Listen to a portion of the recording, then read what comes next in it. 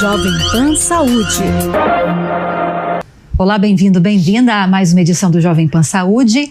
Eu sou Lívia Zanolini e te agradeço mais uma vez a companhia, a audiência. No programa dessa semana, vamos falar sobre Novembro Azul e a importância, principalmente, da conscientização sobre o câncer de próstata. Aqui no Brasil, o câncer de próstata é o segundo tumor mais comum entre homens, ficando atrás apenas do câncer de pele não melanoma. Embora seja uma doença comum, a falta de conhecimento sobre ela, o próprio preconceito que ainda existe, refletem na decisão de muitos homens de não falarem sobre o tema e muitas vezes de não frequentarem consultórios. Quais são os principais fatores de risco? E os sintomas mais comuns? Qual a importância do diagnóstico precoce?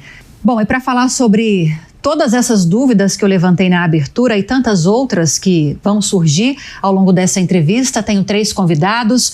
Eu vou apresentá-los para vocês. Eu recebo aqui nos estúdios da Jovem Pan o Dr. Jorge Abissanha, que é coordenador de oncologia do grupo Apvida. Dr. Jorge, bem-vindo, obrigada pela presença. Obrigado pelo convite, Lívia, é um prazer estar aqui. A gente que agradece. Recebemos também o Dr. Alex Meller, que é urologista e professor da Escola Paulista de Medicina, a quem também agradeço a participação, Dr. Alex. Obrigado, Lívia. Obrigado pelo convite, obrigado, Jovem Pan. Eu que agradeço, nós que agradecemos. E, de forma remota, o Dr. Ademar Paes Júnior, que é o CEO da Lifes Hub e conselheiro da Associação Brasileira de Medicina Diagnóstica. Dr. Ademar, bem-vindo, obrigada também pela participação. Eu agradeço, é um prazer estar aqui com você, Lívia, junto com a Jovem Pan. Vou começar já com dados sobre câncer de próstata. Gente, em 2023, mais de 70 mil novos casos de câncer de próstata foram registrados aqui no Brasil. E conforme os dados do Ministério da Saúde, 17 mil homens morreram por causa da doença. De acordo com a Sociedade Brasileira de Urologia, apenas 32% dos homens acima de 40 anos se preocupam com a própria saúde e 46% deles vão ao médico ao sentir algum sintoma ligado ou não, digamos assim, à doença. E eu vou começar com o Dr. Jorge, porque quando a gente fala de saúde masculina, né, doutora, a gente dá ênfase para o câncer de próstata, mas o Novembro Azul é para chamar a atenção para a saúde masculina como um todo. Por que os homens têm tanta resistência de buscar atendimento médico, de procurar ajuda quando sentem algum problema acontecendo? Lívia, essa é uma pergunta muito interessante, mas o Brasil tem uma barreira cultural muito importante em relação à saúde masculina, né? Principalmente em relação ao exame físico, que é o toque retal. Então, grande parte dos homens, a maioria dos homens, ainda quando tem sintomas, não procuram um urologista, né? Não é cultural isso. Isso é uma barreira importante que a informação, programas como esse, são fundamentais para a gente vencer esse muro cultural que ainda existe no país. Sim, agora, doutor Alex, o toque retal que o Dr. Jorge citou é muito estigmatizado ainda na sociedade, mas é o mecanismo, o instrumento mais eficaz para diagnosticar a doença? Como é que é câncer de próstata, né, claro? Isso vem mudando, né? O toque retal ele ainda é importante, sem dúvida nenhuma. A barreira cultural que o Jorge comentou é realmente uma coisa a ser quebrada. Eu acho que essas campanhas do Novembro Azul ao longo dos últimos anos acabaram melhorando bastante isso. Os pacientes têm tido menos preconceito. Porém, a gente sempre lembra o seguinte: o paciente precisa fazer o toque retal associado a um exame sanguíneo que chama-se PSA, e é um exame simples, barato de ser feito. Então, hoje em dia a gente tem isso acessível na maior parte dos serviços, e esse conjunto com a consulta médica é o que faz o paciente fazer a prevenção adequadamente. É muito importante, a gente hoje tem mais conhecimento sobre o PSA, que esse exame a gente vê a evolução desse PSA. Então, é por isso que é importante o paciente não só fazer uma vez, muitas vezes o paciente vai uma vez, e aí porque a esposa ou alguém falou para ele ir e ele não volta mais. É importante sempre acompanhar. Então, essas acho que são as 2 lições. Vá ao urologista e acompanhe o seu PSA, porque isso dá muita informação e vamos falar mais sobre a doença. A doutora Alex falou sobre as mulheres muitas vezes quase que empurrarem os homens para irem aos consultórios. Isso ainda é uma realidade, né? Sim, sem dúvida nenhuma. Muitas até marcam a consulta, inclusive. E levam juntos. Para ter a garantia de que vão realmente ao consultório. Bom, vamos falar agora com o Ademar, que é CEO da Lifes Hub e que tem números para a gente. A gente trouxe, né, Ademar, agora há pouco, como os casos vêm aumentando nos últimos anos. E com isso, consequentemente, os gastos na saúde pública ou não, com tratamentos, procedimentos cirúrgicos, também vêm aumentando. E você tem informações sobre isso para a gente, né? Exatamente. No Brasil, né, nós temos aí um volume predominante de pessoas dentro do Sistema Único de Saúde exclusivamente, né, cerca de 75% da população está no Sistema Único de Saúde e 25% está na saúde suplementar. Em ambos, né, os grupos de dados, né, nós estamos percebendo um crescimento progressivo, tanto no diagnóstico, quanto nos gastos, quanto nos procedimentos relacionados ao câncer de próstata nos últimos anos. Porém, nós tivemos ali em 2020 e 2021, 2 anos que houve uma regressão, uma redução muito grande nesse padrão por conta da pandemia Covid-19. Né? Mas esses números vêm crescendo bastante. Nós temos aqui só a título de informação, né, praticamente 36.500 casos em 2018 diagnosticados e 44.628 casos diagnosticados em 2023. Então, um crescimento bastante alto aí para a gente poder avaliar. A gente volta a falar com a Ademar daqui a pouquinho mais sobre essa questão dos investimentos na prevenção, porque eu acho que a gente pode falar assim, né, Jorge e Alex? Prevenção é investimento. Quando o problema está instalado, já é um gasto que não tem como a gente evitar. E eu queria mais informações a respeito de sintomas.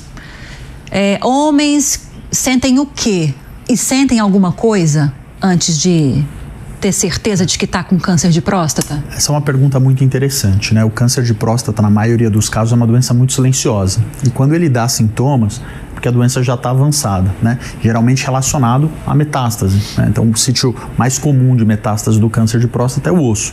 Então, dores, né, fraturas, mas isso já com a doença avançada. Em casos iniciais, a imensa maioria dos homens não tem sintomas. É possível cursar com hematúria, que é sangramento pela urina, que é um sintoma comum que pode ser decorrente de outras patologias como cálculo renal, enfim, então ele pode se confundir, né? E geralmente relacionado aos sintomas de aumento prostático. Então, diminuição do jato urinário, sensação de esvaziamento incompleto da bexiga, tá? Que também pode ser confundida com hiperplasia prostática benigna, que não é uma doença oncológica, não é câncer. Então, os sintomas do câncer de próstata, eles geralmente são muito discretos quando aparecem, né? A não ser na doença avançada. Imagino então, doutor Alex, que o acompanhamento médico, principalmente para aqueles pacientes de grupos de risco, seja fundamental diante do fato de a doença ser silenciosa. Exato. Quem está nesses grupos de risco? Então, a ideia do check-up, ela nasceu justamente por isso que o Dr. Jorge falou.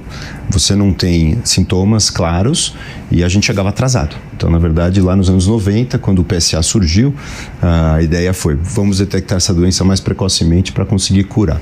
E nesses 30 anos que se passaram, a gente aprendeu muito sobre o câncer de próstata, né? E o principal, que o antecedente familiar do lado paterno é a grande preocupação. Então, se você tem familiares do seu lado paterno que tem câncer de próstata e também do lado paterno, se você tiver câncer de mama, a alteração genética é a mesma. Então, a gente sabe que a mama e a próstata, elas meio são análogas em termos de câncer e andam juntas. Então, se você tiver do lado paterno esses antecedentes, você precisa ficar mais atento. E é exponencial, quer dizer, quanto mais pessoas com esse tipo de câncer na sua família, vai aumentando o seu risco. Então, realmente, esse é a grande população que a gente precisa ficar atento. E nesses casos, tem uma orientação de quando o paciente deve começar a fazer esse acompanhamento junto ao médico? Sim, segundo a Sociedade Brasileira, a gente se estimula o paciente com antecedente familiar a iniciar aos 45 e o paciente sem antecedente familiar a iniciar aos 50. Essa é a programação da sociedade. Claro que isso, muitas vezes, às vezes, num check-up, você acaba não respeitando exatamente essas datas, mas a ideia geral para a população é essa. Agora, doutor Jorge, qual que é o índice, a chance de cura de um paciente que consegue diagnosticar a doença precocemente? Câncer de mama se aproxima de 100%, 97%, 98%, não me lembro exatamente. É isso, doutores? 97%, algo nesse sentido. E o câncer de próstata, levando-se em consideração que é uma doença silenciosa, né? Que tem essa questão também. Toda doença oncológica, quanto mais precoce você faz o diagnóstico, mais chances você tem de cura. E o câncer de próstata não é diferente, né? Geralmente o câncer de próstata ele é uma doença doença de crescimento indolente, né, de crescimento lento, na maioria dos casos. Agora, o que a gente tem visto é que pacientes mais jovens costumam ter a doença de maneira mais agressiva. Agora, claro, não existe uma porcentagem porque depende muito de estágios, né, que você faz o diagnóstico. Mas quanto mais cedo você faz o diagnóstico, as chances de cura aumentam consideravelmente, podendo até chegar praticamente 100% em estágios muito iniciais. Sim, a prevenção, ela está ligada só a esse acompanhamento médico com frequência, quanto mais cedo possível, ou tem outras ações, outras práticas que o paciente pode adotar também para tentar prevenir o problema? Alguns estudos recentes mostraram que pacientes com melhor condicionamento físico ou pacientes que fazem atividade física com frequência têm uma discreta tendência menor do que a população em geral, né? Então, uma vida mais saudável como um todo, ela já evita você a ter uma doença oncológica. No câncer de próstata já tem trabalhos mostrando especificamente que a atividade física pode diminuir um pouco essa chance. Tá? A alimentação também, isso é muito importante, e como o Dr. Alex falou, ficar muito atento ao histórico familiar e à idade, né? Quanto mais velho é o homem, mais chance ele tem de câncer de próstata. Pra você ter uma ideia hoje, Lívia, de cada 8 homens, 1 terá câncer de próstata. Então, é um número que a gente chega a quase 15%, né, da população masculina. É uma doença com grande prevalência e que precisa ficar muito atenta mesmo. Agora, doutor Alex, eu tenho dificuldade para entender se existe algum problema de saúde que não possa ser evitado ou pelo menos amenizado com prática de atividade física e alimentação saudável. Nesse caso que a gente está discutindo, como o doutor Jorge disse, também se aplica essa regra. Sim, agregando o que o doutor Jorge falou, tem alguns estudos sobre colesterol. Então, na verdade, se o paciente controla o colesterol, tem uma tendência a desenvolver menos o câncer ou desenvolver mais tardiamente. Então, isso também que acaba encaixando nessa história de estilo de vida, qualidade de vida, melhor alimentação.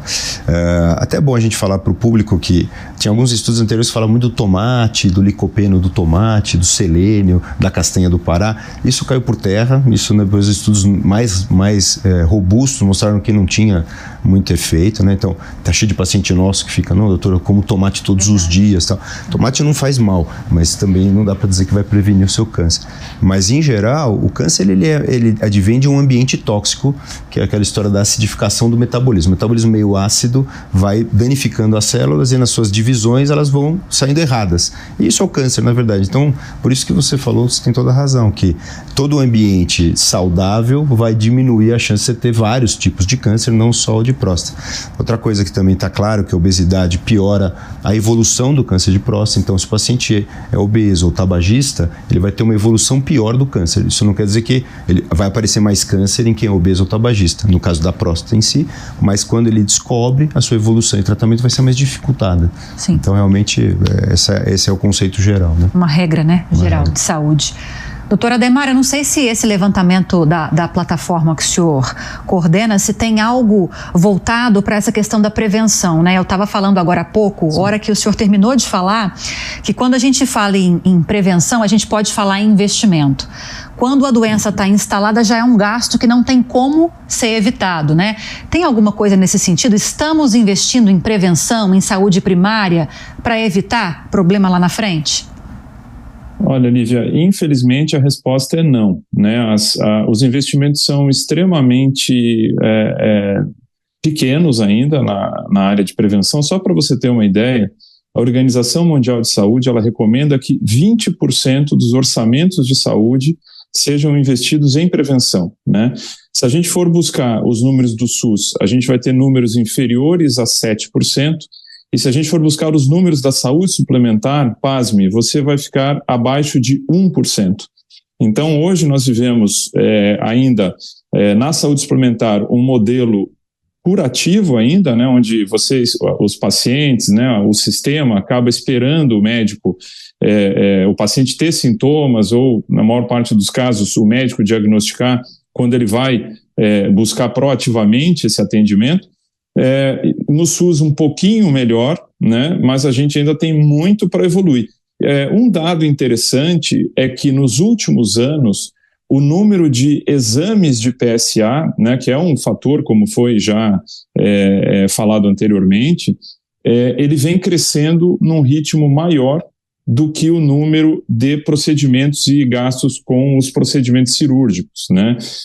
Em que pese que nos últimos anos a gente teve aí uma aceleração em relação aos custos pelos diagnósticos que foram feitos um pouco mais tardiamente pelos efeitos negativos da pandemia, que acabou atrasando.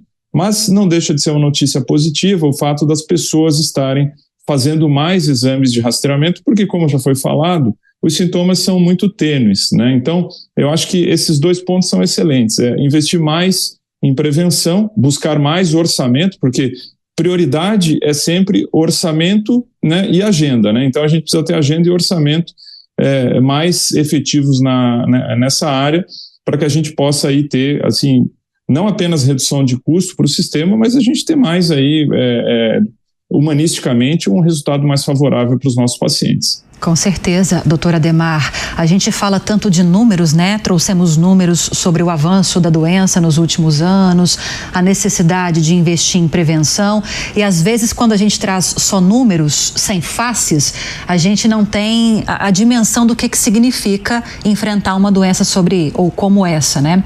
Paciente que enfrenta um câncer de próstata. E já que a face é importante, nós ouvimos o relato do senhor Álvaro de Mesquita. Ele tem 63 anos, passou pelo tratamento e dividiu a história dele com a gente. Vamos acompanhar. Olá, pessoal. Meu nome é Álvaro e eu gostaria de compartilhar com vocês um capítulo inesperado, mas importante da minha vida. Eu acompanhei de perto os meus pais enfrentando o câncer. Sempre com coragem, determinação. Minha mãe superou um câncer de mama aos 72 anos e viveu até os 93. Meu pai passou também por um câncer de próstata e depois disso viveu com vitalidade até os 96. Eu lembro de acompanhá-lo em consultas e aquele ar de esperança.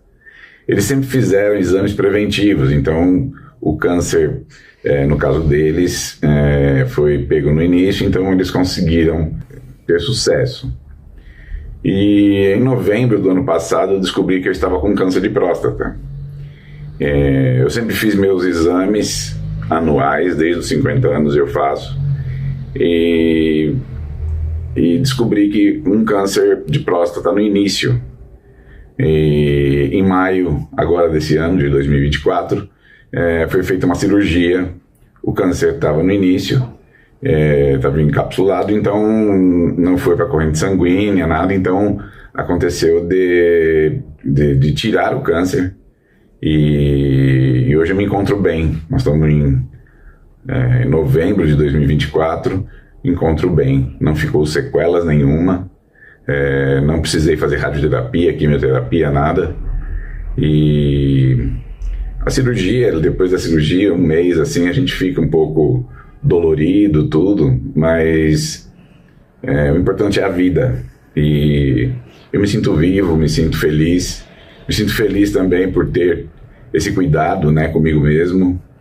E eu falo muito para os meus amigos. Inclusive tem amigos meus que têm medo de fazer o exame, né, o exame anual.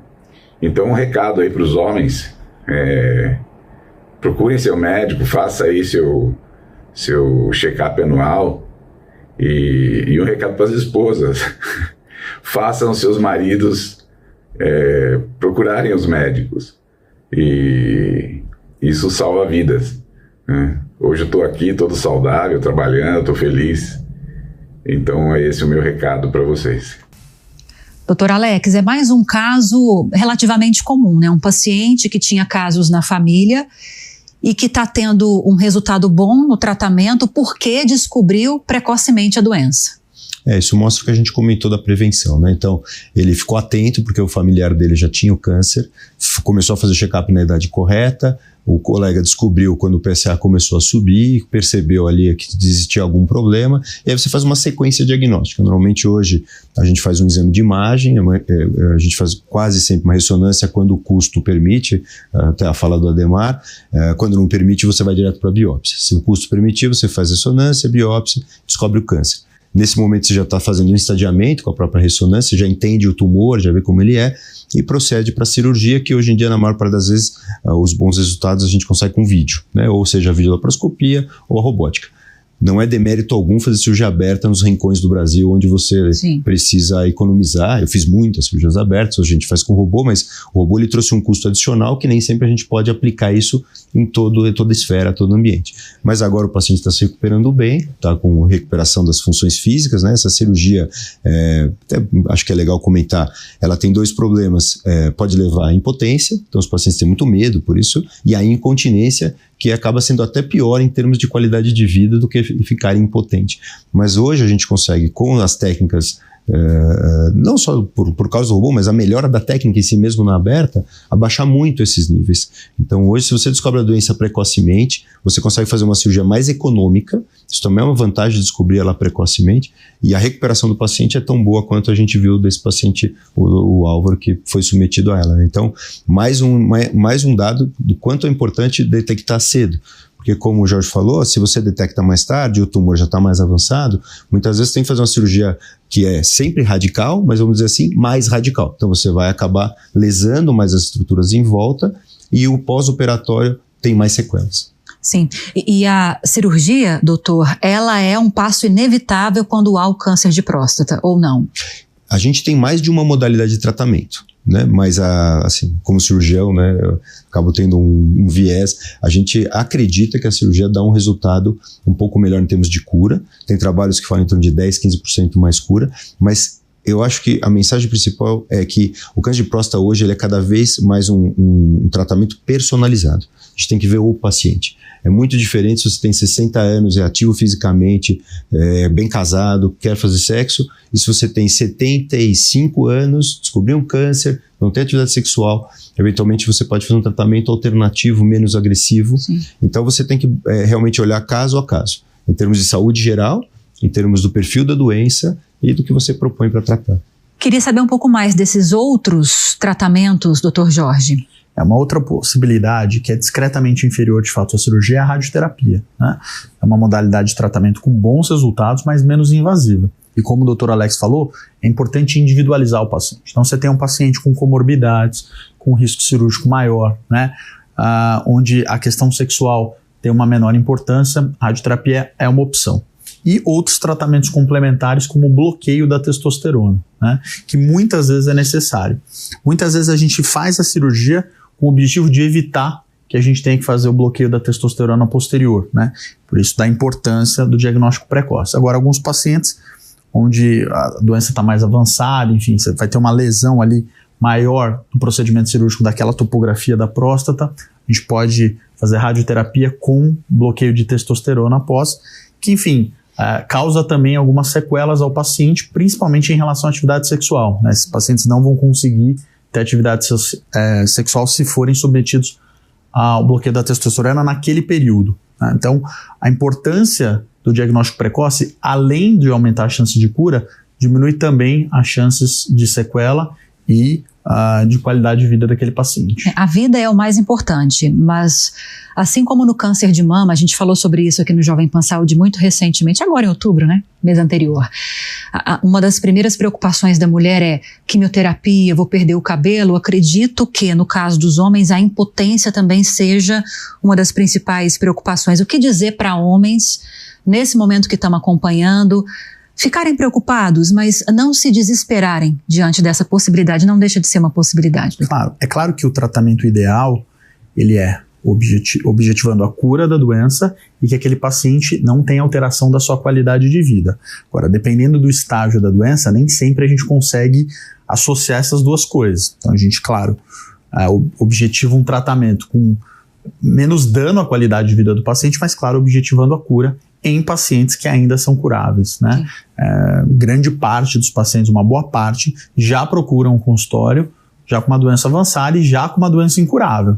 Então, os danos à qualidade de vida, infelizmente, são maiores, né? Agora, se você fizer o diagnóstico precoce, tiver um bom acompanhamento, além do aumento da chance de cura, os danos à sua qualidade de vida são bem inferiores. Pode falar, doutor. O que a gente pode agregar para deixar os homens menos preocupados aqui, a evolução do tratamento da impotência também foi grande. Então hoje a gente tem medicações, os conhecidos Viagras da vida e outros primos dele, temos injeções e temos a prótese peniana. Então, tem na verdade, possibilidades. Tem possibilidades, e mesmo para incontinência, mas a impotência não deve afastar você de procurar o médico e de se cuidar, porque depois você vai ter tratamento para isso, e os tratamentos bastante efetivos. Sim, é preciso estar vivo, né, para ter acesso a todos os tratamentos. Doutora Adhemar, queria fechar com a sua participação.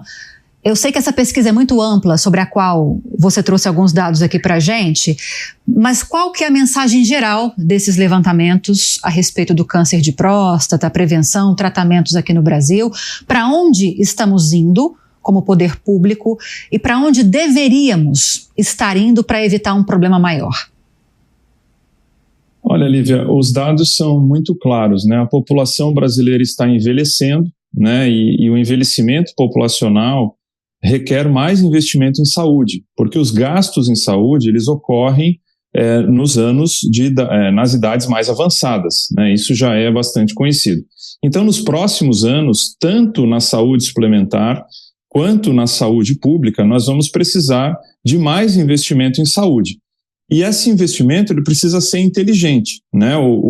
A prevenção, o diagnóstico precoce, ele precisa estar organizado e eficiente para que a gente possa dar para os pacientes que não consigam, né, fazer esse diagnóstico precoce mais opções de tratamento. Por exemplo, se nós conseguirmos ter uma eficiência de gastos com prevenção e diagnóstico precoce, seguramente nós teremos mais recursos para investir em tecnologias avançadas, como cirurgia robótica, como diagnósticos com exames como ressonância magnética e etc. Então, a inteligência da distribuição numa população que está claramente envelhecendo precisa ser levada em consideração. E o segundo ponto é que o Brasil está saindo da sua janela demográfica, né? O que é isso? Nós vamos ter em breve mais pessoas dependentes do que pessoas economicamente ativas. E isso torna como uma estratégia de país nós cuidarmos mais das pessoas para que elas passem mais tempo saudáveis e não apenas do ponto de vista humano, de elas viverem melhor, mas do ponto de vista econômico para o país também. Essas pessoas precisam passar mais tempo em plenas condições de produzir e gerar riqueza nesse país, tanto para que a gente possa desenvolver a saúde suplementar, quanto a gente possa gerar tributos aí para o nosso SUS. Importantes conclusões, doutora Adhemar. Queria agradecer a participação de todos vocês nesse Novembro Azul, assunto muito importante. Falamos com o doutor Jorge Abissanra, coordenador de oncologia do Grupo Apvida. Obrigada, doutor. Até a próxima. Eu que agradeço. Um prazer estar aqui na Jovem Pan. Falamos também com o doutor Alex Meller, urologista e professor da Escola Paulista de Medicina. Até a próxima, bem-vindo sempre, doutor, obrigada. Obrigado pelo convite e conte com a gente, precisando. Com certeza. Estamos por aqui. Contaremos outras vezes. Doutor Adhemar Paes Júnior, médico radiologista, conselheiro da Associação Brasileira de Medicina Diagnóstica e CEO da Lifes Hub, obrigada pelos dados, pelo levantamento compartilhado conosco. Doutor, bem-vindo sempre.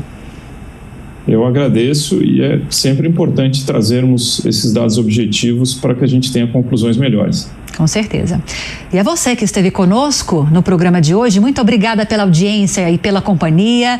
Lembrando que se você tiver alguma dúvida, quiser sugerir algum tema para a gente, é só nos enviar um e-mail. Anota aí, saude@jovempan.com.br. Para rever essa e outras entrevistas, é só acessar o canal Jovem Pan News ou o aplicativo da Panflix para Android e iOS. Um grande abraço para você e até a próxima. Jovem Pan Saúde. A opinião dos nossos comentaristas não reflete necessariamente a opinião do Grupo Jovem Pan de Comunicação. Realização Jovem Pan News.